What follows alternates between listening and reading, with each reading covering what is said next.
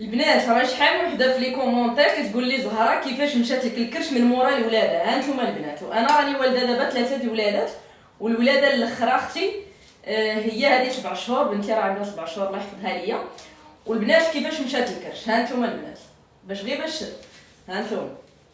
اول حاجه البنات غنوصيكم عليها هي الرضاعه الطبيعيه. الرضاعه الطبيعيه كتساعدك انك تولي ما تلقالكش الكرش،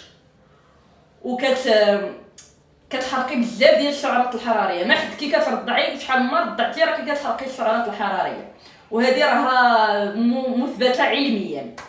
ما علينا اختي. شوف اختي، انا غنعطيك الوصفه بارطاجيها باش نقول لك عاوتاني الوصفه اللي درت للجرحى ما بقاش كتبان ليا، وهي العمليه الثالثه 3 مرات وانا كنولد سيزاريان. ما علينا البنات، كنعطيكم الوصفه. بالنسبه اللي كترضع طبيعي تسنى شهرين مورا الولاده عاد ديرها باش ما دير